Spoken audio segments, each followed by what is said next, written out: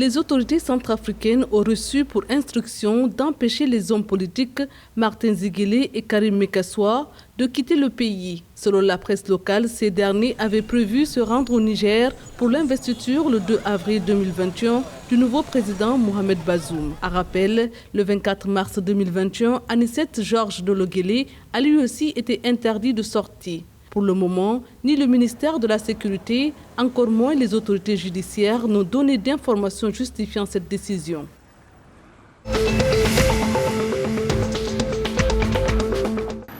72,3 milliards de francs CFA.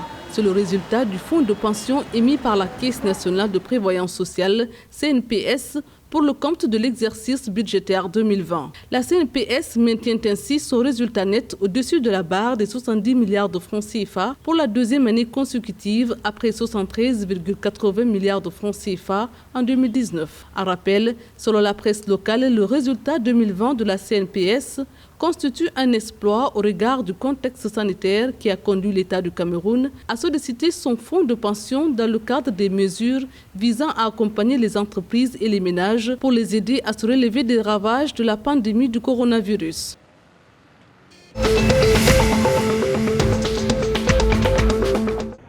Le gouvernement gabonais a entrepris la mise en place de la retraite complémentaire obligatoire gérée par capitalisation. Au cours d'une rencontre, le Dr Andrew Wodok, président de la Fédération gabonaise des sociétés d'assurance, FEGASA, a officiellement remis aux membres du gouvernement les propositions de la Fédération pour la mise en place de cette réforme. Il s'agit donc d'augmenter le nombre des cotisants et par ailleurs de voir comment techniquement et financièrement cette réforme peut être conduite. En rappel, la mise en place de cette réforme s'avère être une opportunité de participer en tant que partenaire aux côtés de l'État gabonais dans le cadre de la politique sociale pour l'amélioration des conditions de vie des futurs retraités.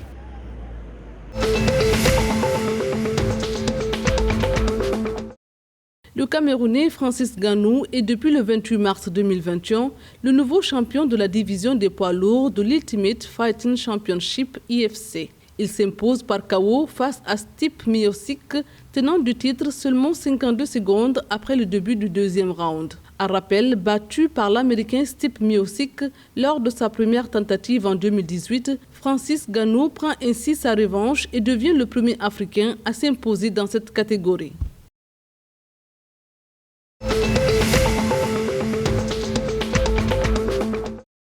En vue de renforcer les rapports bilatéraux entre la République démocratique du Congo et le Qatar, le président Félix Tshisekedi est depuis le 28 mars 2021 l'invité de l'émir Cheikh Tamim Ben Hamad Al Thani. Selon les services de communication qatari, économie, diplomatie et politique seront au cœur des échanges. Ce sera aussi l'occasion pour les deux États de finaliser des accords techniques au niveau commercial sur la promotion et la protection des investissements et prévention de la double imposition et dans le domaine de la fiscalité.